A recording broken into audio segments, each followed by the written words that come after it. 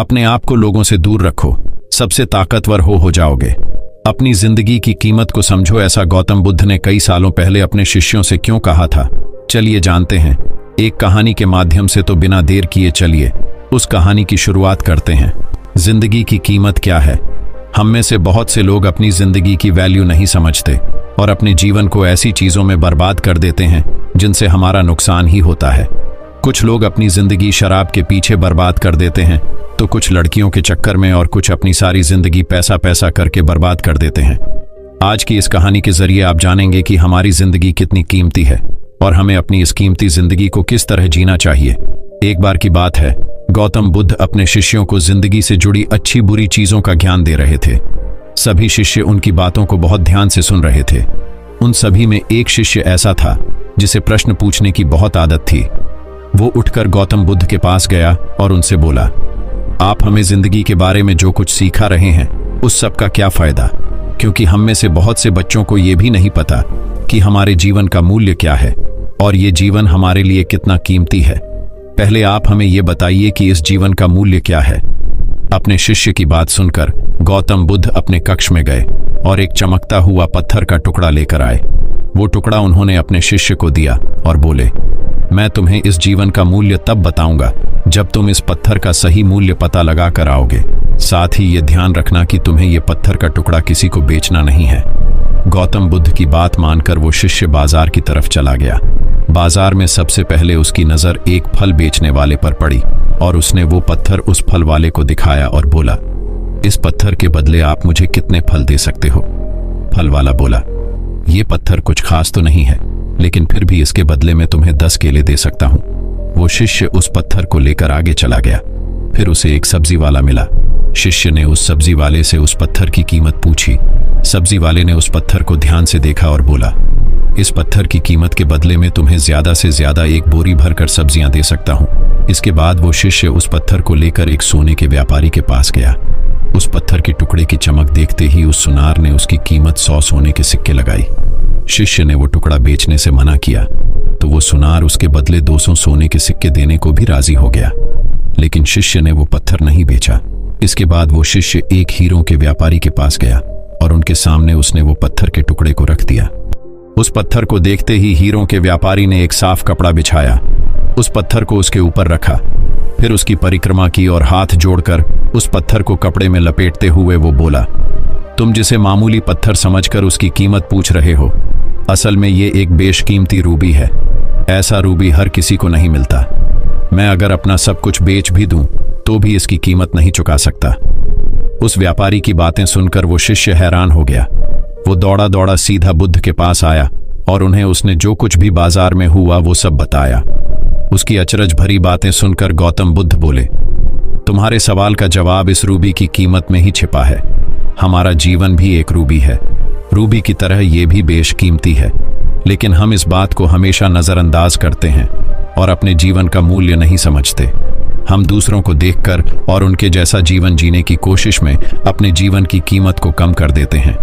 हम ये सोचते हैं कि हमारी जिंदगी की कीमत वही है जो दूसरे हमें बताते हैं, लेकिन ये बात हमेशा ध्यान रखना कि सामने वाला अपनी हैसियत, बुद्धि और अपनी समझ के हिसाब से तुम्हारी कीमत लगाता है। तो दोस्तों, इस कहानी से हमें क्या सीख मिली, चलिए जानते हैं। जिंदगी सिर्फ एक बार मिलती है, इसलिए इसको बर्बाद ना करें। अपनी जिंदगी को उतना ही कीमती समझे जितना कीमती आप अपने बैंक में रखें। रुपयों को समझते हैं। आज के समय में लोग अपनी जिंदगी से ज्यादा कीमती प्यार, पैसों और दिखावे से भरी चीजों को समझते हैं। प्यार के चक्कर में लोग सुसाइड कर लेते हैं। पैसों के चक्कर में ऐसा काम करने लग जाते हैं जिससे उनकी जिंदगी बर्बाद हो जाती है। नाम कमाने के चक्कर में उल्टे सीधे काम करने लग जाते हैं। हमेशा याद रखें कि दिखावा करना जरूरी नहीं है। प्यार दोबारा मिल सकता है, पैसा फिर कमाया जा सकता है, लेकिन जिंदगी को फिर से पाया नहीं जा सकता। इसलिए अपनी इस बेशकीमती जिंदगी को अच्छे से जिएं, हर पल का आनंद लें। कभी ये ना सोचें कि आप इस दुनिया में किसी काम के नहीं हैं, न कभी ये सोचें कि आपकी जिंदगी व्यर्थ है। आपके होने या ना होने से कुछ फर्क नहीं पड़ता। जब भी ऐसे नेगेटिव विचार आपके मन में आए तो खुद को बस ये याद दिलाएं कि जीवन एक रूबी है और ये बेशकीमती है। तो चलिए दोस्तों, अब हम जानते हैं जीवन से सारी परेशानी रहस्यमयी तरीके से कैसे दूर करें। उसे जानने के लिए हम आपको गौतम बुद्ध की दूसरी कहानी सुनाएंगे। तो बिना देर किए उस कहानी की शुरुआत करते हैं दोस्तों। ये कहानी आपकी जिंदगी बदल देगी, इसीलिए इस कहानी को पूरा सुने। बुद्ध कहते हैं, मन और शरीर दोनों के लिए स्वास्थ्य का रहस्य है। अतीत पर शोक मत करो, ना ही भविष्य की चिंता करो, बल्कि बुद्धिमानी और ईमानदारी से वर्तमान में जियो। लेकिन हम कितना वर्तमान में जीते हैं, जी ही नहीं सकते। अगर जी सकते हैं तो आप कोशिश करके देख लीजिए, आपका मन और शरीर दोनों स्वस्थ हो जाएंगे। आप भविष्य की चिंता में परेशान नहीं होंगे और ना ही अतीत के दुख को लेकर रोना रोएंगे, बल्कि वर्तमान में चल रही सांस भी आपको आनंद देंगी। मैंने सुना है कि कहीं दूर एक पहाड़ के चट्टान पर एक व्यक्ति बैठा रो रहा था। वहां से एक बौद्ध भिक्षु गुजरा।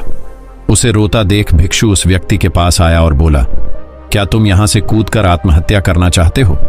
व्यक्ति बोला, आपने सही अंदाजा लगाया, मैं चाहता तो यही था, मगर हिम्मत नहीं जुटा पा रहा। भिक्षु ने कहा, क्या सब पीछे छोड़कर आए हो या अपने साथ भी कुछ लाए हो? व्यक्ति ने कहा, नहीं, मैंने सब पीछे छोड़ दिया है, मैं अपने साथ कुछ भी नहीं लाया। भिक्षु ने कहा, तो तुम इतना बोझ लिए क्यों बैठे हो? व्यक्ति ने कहा, कौन सा बोझ? मेरे पास तो कुछ भी नहीं है, मैं तो खाली हूं, कंगाल हूं। खाली इंसान तो ऐसे नहीं रोता। भिक्षु ने कहा, फिर तुम कौन से बोझ के तले दबे जा रहे हो, जो तुम्हारी सांसें भी ठीक से नहीं चल रही? तुम आत्महत्या करना चाहते हो और रो भी रहे हो। खाली इंसान तो ऐसे नहीं रोता, जो कंगाल हो गया है। उसे क्या डर? अपने अंदर में झांको और देखो तुमने कितना बोझ उठाया है, कितना कुछ तुम अपने सर पर ढो रहे हो। इसे उतार कर रख दो, थोड़ा हल्का हो जाओ।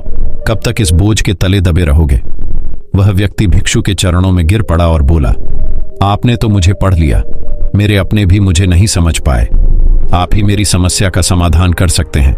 भिक्षु ने कहा, समस्या क्या है? व्यक्ति ने कहा, मेरे घर पर वहां मेरे साथ चलिए। भिक्षु ने कहा, नहीं, समस्या तुम्हारे घर पर नहीं है, समस्या तुम्हारे अंदर है। जब तक तुम अपने अंदर में समस्या का समाधान नहीं करोगे, तुम्हें हर जगह समस्याएं ही नजर आएंगी। और अगर यहाँ इस चट्टान पर समस्या नहीं है, तो फिर तुम यहाँ आत्महत्या करने की क्यों सोच रहे हो? मैं आत्महत्या करना चाहता था, क्योंकि तुमने तो घर छोड़ दिया है, समस्या भी छूट गई है, फिर तुम इतने परेशान क्यों हो? व्यक्ति बोला, आप सही कहते हैं, मैं आपकी बात समझ रहा हूँ, कमी मुझ में ही है, इसलिए तो मैं आत्महत्या करना चाहता था। मैं किसी काम का नहीं हूँ, मैं जो कुछ भी करने जाता हूँ सब बिगड़ जाता है, मेरी किस्मत ही बहुत खराब है। भिक्षु ने कहा, ठीक है, मुझे बताओ कि क्या खराबी है तुम्हारी किस्मत में? व्यक्ति ने कहा, मैंने व्यापार करने के लिए अपने परिवार से धन लिया, उस धन से मैंने व्यापार किया, लेकिन मेरा व्यापार ठीक नहीं चला।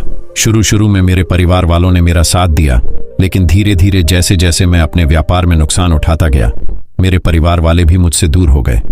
मैं सब उन्हीं के लिए कर रहा था, लेकिन वह मुझे अब इन सब का जिम्मेदार ठहराते हैं। मुझे भी लगता है कि मैंने उन सब के साथ गलत किया। मेरा एक मित्र है, उसने भी व्यापार आरंभ किया था, आज उसका व्यापार बहुत अच्छा चल रहा है। वह कभी मेरे घर आता है तो वह अपने अच्छे चल रहे व्यापार की बात करता है। वह बताता है कि कैसे उसने अपने व्यापार को अपने दम पर खड़ा किया, कैसे उसने मेहनत की और सफलता पाई। मेरे परिवार वाले भी कहते हैं कि देख, तेरे बस का तो कुछ भी नहीं है। अब हालात ये है कि मेरा घर भी गिरवी पड़ा है। भिक्षु ने कहा, क्या तुम्हें पता है तुम्हारा मित्र तुम्हारे पास क्यों आता है? व्यक्ति ने कहा, हाँ, मुझे पता है, वह मुझे नीचा दिखाने आता है। वह यह जताने आता है कि वह मुझसे श्रेष्ठ है। वह चाहता है कि मैं उसकी सफलता देखकर दुखी रहूं। भिक्षु ने कहा, क्या तुम दुखी होते हो? व्यक्ति ने कहा, हाँ, दुख तो होता ही हूं। भिक्षु ने कहा, दुख किस बात का होता है, अपने असफल होने का या मित्र के सफल होने का? व्यक्ति ने थोड़ी देर सोचा और बोला, अपने असफल होने के कारण इतना दुख नहीं होता जितना मित्र के सफल होने का होता है। भिक्षु ने कहा, अर्थात अगर तुम्हारा मित्र असफल हो तो तुम्हें खुशी होगी? व्यक्ति ने कहा, हाँ, मुझे बहुत खुशी होगी। भिक्षु ने कहा, अर्थात तुम्हारी खुशी तुम्हारे मित्र के ऊपर निर्भर करती है, तुम्हारी समस्या का कोई समाधान नहीं। तुम्हारा मित्र चाहे तो तुम्हें खुश कर सकता है या चाहे तो दुखी कर सकता है। तुम स्वयं से तो ना खुश हो सकते हो और ना ही दुखी हो सकते हो। तुम अपने मित्र के गुलाम हो गए हो। तुम्हारी समस्या का कोई समाधान नहीं है, क्योंकि तुम्हारी खुशियां और तुम्हारे दुख दूसरों के व्यवहार से आते हैं, तुम्हारे स्वयं के कर्म से तो कुछ नहीं आ रहा। व्यक्ति बोला, ऐसा ना कहें, मुझे आपसे बहुत आशा है। भिक्षु ने कहा, जब हम दूसरों से आशा बांध लेते हैं तब हम दूसरों पर निर्भर हो जाते हैं। अगर मैं तुम्हें कोई रास्ता ना दूं तो तुम दुखी रह जाओगे, और अगर कोई रास्ता दूं तो शायद तुम्हें कुछ मिल जाए। लेकिन अगर आशा तुम अपने से बांधोगे तो तुम्हें सफलता अवश्य मिलेगी। तुम्हारा मित्र आज तुम्हें दुखी करने आता है, लेकिन बातें वह सच्ची ही बताता है। वह अपने संघर्ष और अपने अनुभव की बात बताता है। उसके अनुभव और अपनी बुद्धि का उपयोग करो, उसके संघर्ष का उपयोग करो। दुखी होने की जगह खुशी मनाओ कि तुम्हें घर बैठे कुछ अनुभव मिल रहे हैं। संघर्ष करो, हार मत मानो, कर्म करते जाओ। बुरे से बुरा वक्त या अच्छे से अच्छा वक्त दोनों ही गुजर जाते हैं, लेकिन यह दोनों वक्त देखने के लिए जीवित रहना जरूरी है। और जब तुम्हारा अच्छा वक्त शुरू होगा तब तुम्हारा मित्र तुम्हें अपनी सफलताओं की कहानी नहीं बताएगा, वो अपनी असफलताओं की कहानी बताएगा, ताकि तुम गलत निर्णय ले सको। तब भी अपनी ही बुद्धि का प्रयोग करना। बुद्धि उस समय भी वह तुम्हें दुखी करने आएगा, क्योंकि उसे भी उतना ही मजा आता है तुम्हें दुखी देखने में जितना कि तुम्हें आता है उसे दुखी देखने में। व्यक्ति ने कहा, आप सही कहते हैं, मेरे जीवन को मैं नहीं चला रहा, दूसरे ही इसमें सुख और दुख भर रहे हैं। लेकिन क्या अपनों के लिए कुछ करना गलत है? मैं अपने परिवार के लिए अच्छा करना चाहता था, लेकिन वह परिवार ही अब मेरे साथ नहीं है। भिक्षु ने कहा, तुम सांत्वना चाहते हो। वास्तव में इस दुनिया में सब सांत्वना होना ही चाहते हैं। वे चाहते हैं कि हम कुछ करें तो लोग उसकी प्रशंसा करें। प्रशंसा ना होने पर हम दुखी हो जाते हैं। हमें लगता है कि सब मतलबी हैं। लेकिन अगर तुम किसी को अपना परिवार मानते हो और उसके लिए कुछ करना भी चाहते हो तो तुम्हें ऐसा क्यों लगता है कि तुम दूसरों के लिए कर रहे हो? भिक्षु हंसा और कहा, यह छोटा सा बक्सा मैं तुम्हें देता हूं, तुम अपने लिए ही कर रहे हो। अगर तुम्हें लगा कि तुम दूसरों के लिए कर रहे हो तो तुम दुखी ही रहोगे, और तुम्हें लगा कि तुम अपने लिए कर रहे हो तो तुम खुश रहोगे। जब तुम अच्छा केवल अच्छा करने के लिए करते हो तब तुम्हें सांत्वना की जरूरत नहीं पड़ती। व्यक्ति ने कहा, आप सही कहते हैं, मैं समझ गया हूं। अब तक मेरी किस्मत दूसरों के हाथ में थी तो खराब थी, अब मैं अपनी किस्मत अपने हाथ में रखूंगा। अब यह अच्छी हो या खराब हो, मैं हार नहीं मानूंगा। फिर भी क्या आप मुझे कुछ दे सकते हैं? जब मेरे जीवन का सबसे बुरा वक्त हो तब मेरा साथ निभा सकते हैं। भिक्षु हंसा और कहा, यह छोटा सा बक्सा मैं तुम्हें देता हूं, इसे हमेशा अपने पास रखना। इसमें एक ऐसा राज है जो तुम्हें बड़े से बड़े दुख से बाहर निकाल लेगा।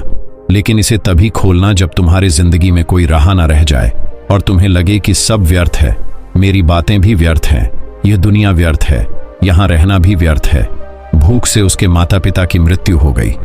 वह व्यक्ति उस बक्से को लेकर चला गया। उसने भिक्षु की बात पर अमल किया और व्यापार आरंभ किया।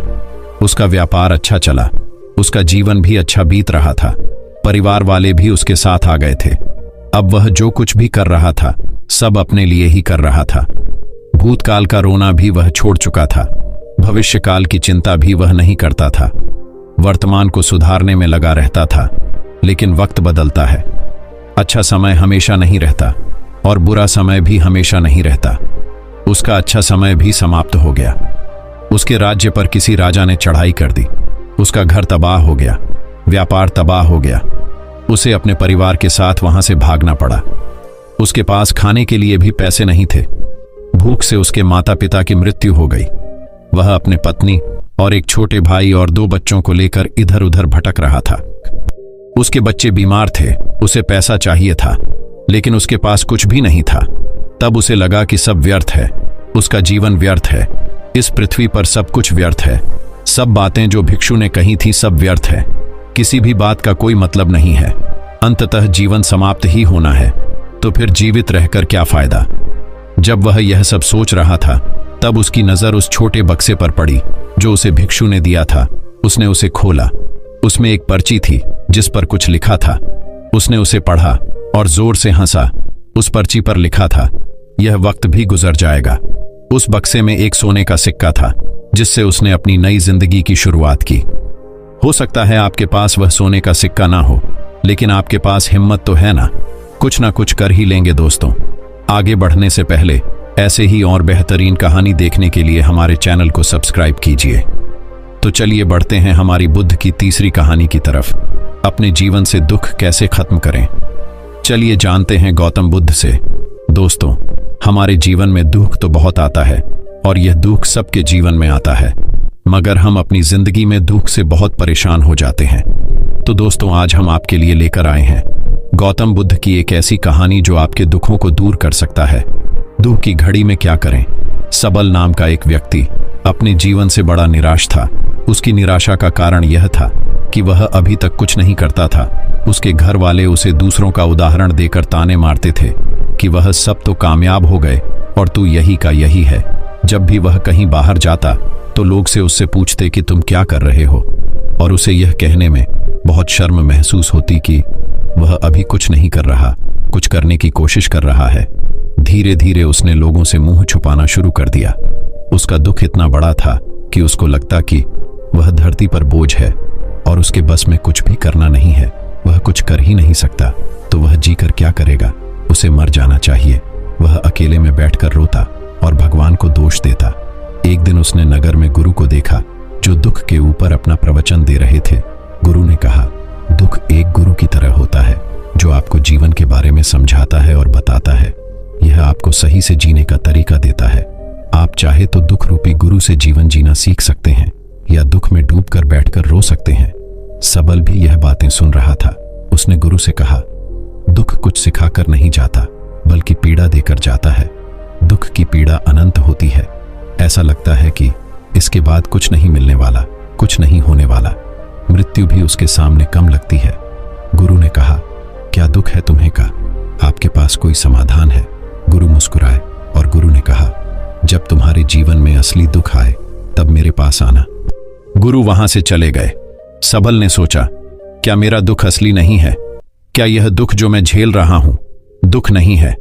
कोई भी मेरे दिल का दर्द नहीं समझता, घर वाले नहीं समझते, तो गुरु क्या समझेंगे? अपने दुखों से परेशान होकर सबल ने एक निर्णय लिया कि वह कुछ करके दिखाएगा। उसने एक छोटा सा व्यापार आरंभ किया। उसे उसके व्यापार में सफलता नहीं मिल रही थी, पर उसके घर वाले बहुत खुश थे कि वह कुछ तो प्रयास कर रहा है। धीरे धीरे उसे सफलता मिलने लगी और फिर उसने रफ्तार पकड़ ली। वह 2 वर्ष के भीतर ही एक बड़ा व्यापारी बन गया। अब सबल के आसपास काफी लोग थे जो उसे पसंद करते थे, जो उसकी चिंता करते थे, जो उसके कार्यों की सराहना करते थे, प्रशंसा करते थे। उसके माता पिता भी अपने बेटे की प्रशंसा करते थकते नहीं थे। उसके मित्रों की संख्या दिन ब दिन बढ़ती जा रही थी। वह बहुत खुश था। अपनी जिंदगी में पड़ोस के कुछ मित्रों ने उसे समझाया कि जब वह बड़ा व्यापारी बनकर इतना सुखी रह सकता है तो सोचो, अगर तुम इस नगर के, इस राज्य के सबसे बड़े व्यापारी हो जाओ तो कितना सुख होगा तुम्हारे पास, कितने लोग तुमसे जुड़ेंगे, कितना यश तुम्हारा फैल जाएगा। स्वयं राजा भी तुम्हारी तारीफ करेंगे और जरूरत पड़ने पर तुमसे ही धन उधार लेंगे। यह बात सबल के मन में बैठ गई और अब वह और अधिक प्रयास करने लगा। लेकिन यह सब कुछ उसे बहुत जल्दी चाहिए था। ज्यादा समय इसमें वह बर्बाद नहीं करना चाहता था, इसलिए उसने ऐसे कार्य किए जो उचित नहीं थी। उसने बहुत बड़ी मात्रा में धन उधार लिया, अपने मित्रों से लिया। ज्यादा मुनाफा कमाने के चक्कर में अपने माल की गुणवत्ता खराब कर दी। उसके मित्र उसे जैसा समझाते गए वह वैसा करता गया। दुख की घड़ी में क्या करें? दूसरे व्यापारियों के खिलाफ षड्यंत्र भी रचे। अब उसके जीवन का सुकून कहीं चला गया था। उसे रातों को नींद नहीं आती थी। वह हमेशा कुछ उधेड़बुन में लगा रहता था। सुख साधन की सारी वस्तुएं होने के बाद भी उसे किसी में सुख नहीं मिल रहा था। एक दिन सबल अपने रथ में बैठकर एक मार्ग से जा रहा था। रास्ते में उसने गुरु का आश्रम देखा। वह गुरु के पास पहुंचा और कहा, गुरुदेव, आपने कहा था कि असली दुख हो तो मेरे पास आना। मेरे जीवन में बहुत दुख है, मैं रात को सो नहीं पाता। सबल गुरु को अपनी सारी बात बताई। गुरु ने कहा, जब तुम पहली बार मिले थे तब भी तुम किसी दुख में थे। उस दुख से तुमने क्या सीखा? सबल ने कहा, मैंने सीखा कि केवल सोचने मात्र से कुछ नहीं होता। कर्म को अंतिम पड़ाव तक ले जाना आवश्यक होता है। अपनी सोच को साकार करने के लिए कर्म करना पड़ता है और केवल कर्म करने से कुछ नहीं होता। कर्म को अंतिम पड़ाव तक ले जाना आवश्यक होता है। चाहे रास्ते में कितनी भी बाधाएं आए, कितनी भी निराशा आए, चाहे ऐसा क्यों ना लगे कि अब कुछ नहीं होगा, तब भी यह मानकर कि जो कार्य मैं कर रहा हूं मैं इसमें सफल होकर ही रहूंगा। कर्म करना चाहिए। लोग केवल सफल व्यक्ति को ही महत्व देते हैं, बाकी सब चाहे कोई कितना भी अच्छा क्यों ना हो, इस दुनिया के लिए वो बोझ ही कहलाता है। गुरु मुस्कुराए और गुरु ने कहा, जब तुम्हारी जीवन में असली दुख आए तब मेरे पास आना, मैं उसका समाधान अवश्य करूंगा। सबल ने गुरु को एक घड़ा भेंट किया जो सोने के सिक्कों से भरा था। घड़े को देखकर गुरु ने कहा, इस घड़े को वहां उस पेड़ के नीचे गड्ढा खोद कर दबा दो। यह मेरे किसी काम का नहीं। सबल ने ऐसा ही किया और वहां से चला गया। धीरे धीरे सबल को व्यापार में घाटा होने लगा। उसकी धन संपदा धीरे धीरे घटने लगी और एक समय ऐसा आया जब उसके ऊपर बहुत कर्जा हो गया, पर वह निश्चिंत था क्योंकि कर्जा उसके मित्रों द्वारा ही उसे दिया गया था। वह सोचता था कि उसके मित्र उसके बुरे समय में उसका साथ देंगे, पर ऐसा कुछ नहीं हुआ। सबसे पहले मित्रों ने ही अपना उदार धन उससे मांगना शुरू किया। न देने पर जान से मारने की धमकी भी दी। उसके शुभचिंतक, उसके चाहने वाले सब उससे दूर हो गए। उसके पिता उसे उसकी गलतियों को गिनवाने लगे। उसकी सारी संपत्ति नीलाम हो गई। उसके पास कुछ नहीं बचा। उसने अपने पिता से सहायता मांगी। पिता ने कहा, मेरे पास यह थोड़ी सी ही संपत्ति है। अगर मैं तुम्हें यह दे दूं तो मैं और तुम्हारी मां को कहां रखूंगा? हमारा आखिरी सहारा यही संपत्ति है। उसके जीवन में बहुत गहरा दुख था। उसके आसपास कोई भी ऐसा नहीं था जो उसे संभाल सके। लोगों से मिले इस धोखे की वजह से वह टूट गया था। लगता था कि जीने का कोई मतलब नहीं है। मृत्यु ही एकमात्र सहारा है। वह मरने के लिए एक नदी की तरफ जा रहा था। तभी रास्ते में उसे याद आया कि गुरु ने कहा था कि जब उसके जीवन में असली दुख आए तो वह उनके पास आए और वह उसके दुख का समाधान करेंगे। सबल गुरु के पास गया और उसने गुरु को सारी बात बताई और कहा कि मेरे दुख का समाधान कीजिए।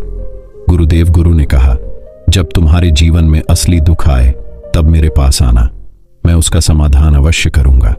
सबल ने कहा, असली दुख क्या होता है गुरुदेव? क्या अब जो मेरे जीवन में घट रहा है वह दुख नहीं है? गुरु ने कहा, पहले यह बताओ कि तुमने अपने इस दुख से क्या सीखा है?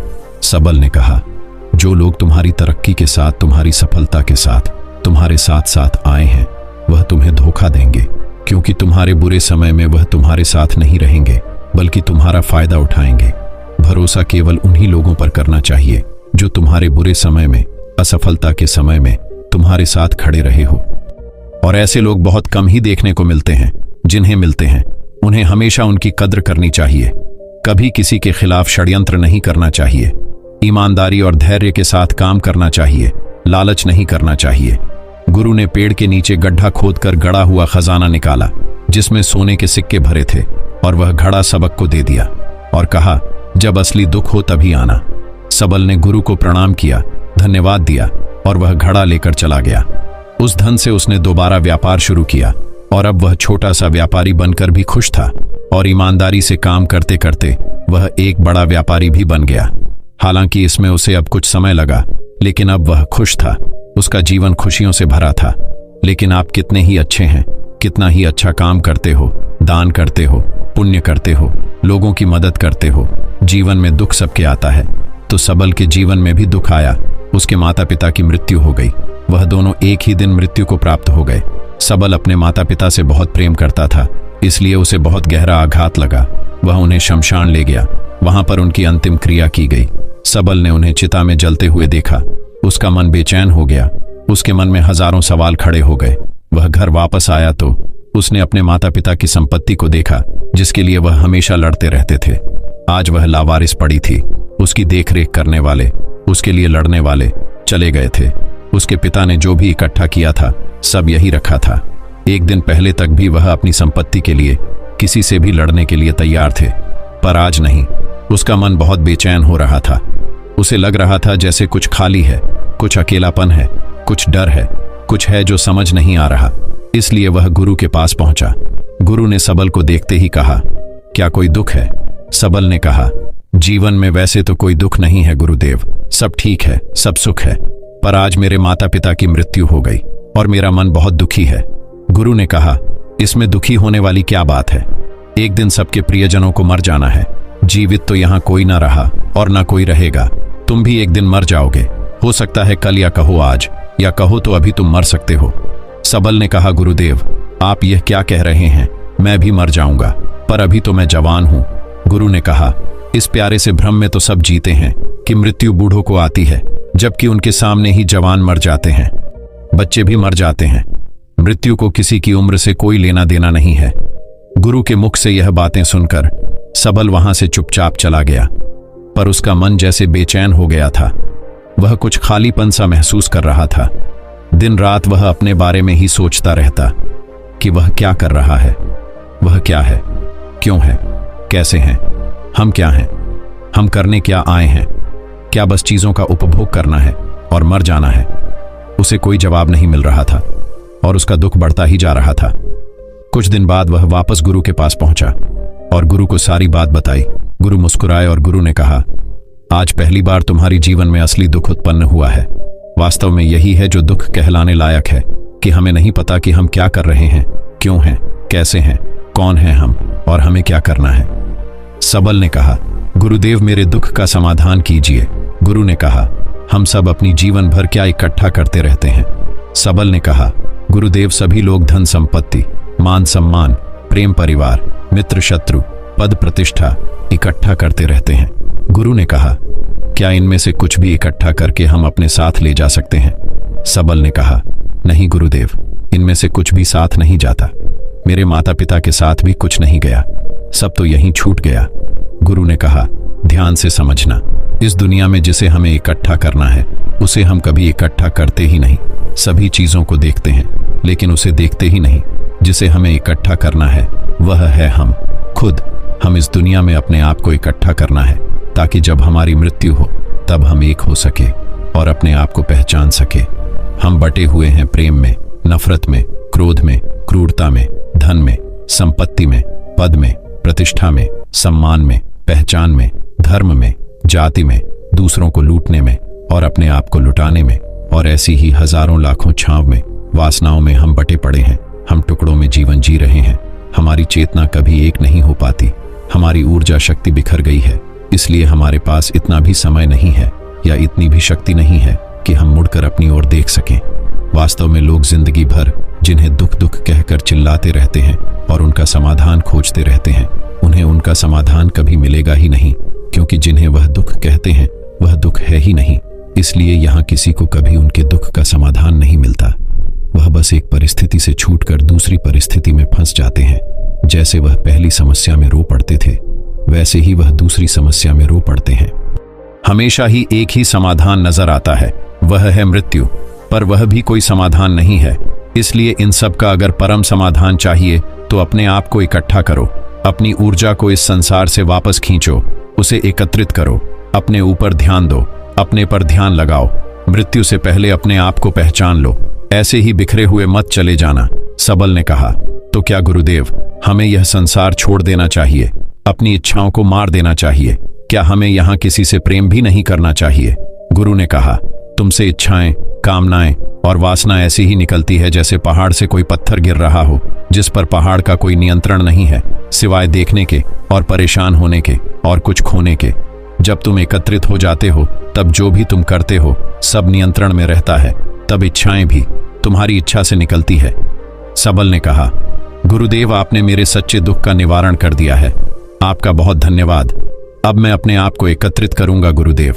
मानव शरीर में बहुत ऊर्जा है, बहुत शक्ति है, पर यह बेकार की चीजों में बटकर रह गई है, व्यर्थ की चीजों में लगी रहती है। यह ऐसे ही है जैसे एक शक्तिशाली मशीन किसी बच्चे के हाथ में दे दी गई हो। जैसे आपने कभी देखा होगा, बच्चे कभी कभी बाइक पर या कार में बैठकर उसे चलाने का नाटक करते हैं, क्योंकि उन्हें इतना ही पता है। ऐसे ही हम शरीर को चला रहे हैं। इसकी सही शक्ति का इस्तेमाल तो हम कभी कर ही नहीं पाते। खुद को एकत्रित करने का मतलब यह नहीं होता कि हम संसार छोड़ दें, सन्यासी हो जाएं, या झोला उठाकर कहीं चले जाएं, या अपने लिए या अपने बच्चों के लिए धन संपत्ति ना इकट्ठा करें। जैसे जब बच्चे बड़े हो जाते हैं तब वह बाइक या कार को चलाकर लंबी दूरी की यात्रा आसानी से कर सकते हैं, नहीं तो बाइक या कार वहीं खड़ी रहेगी और हमें यह वहम रहेगा, भ्रम रहेगा कि हम कहीं जा रहे हैं, जैसा कि बच्चों को होता है, पर हम कहीं नहीं पहुंचते। तो दोस्तों, उम्मीद करता हूं कि आपको यह गौतम बुद्ध की रहस्यमय कहानी उनसे कुछ सीखने को मिला हो। ऐसी और कहानी सुनाने के लिए हमारे चैनल को सब्सक्राइब कीजिए और इस वीडियो को जितना हो सके उतना अपने दोस्तों के साथ शेयर कीजिए। तो दोस्तों, आपका वीडियो देखने के लिए दिल से बहुत बहुत धन्यवाद।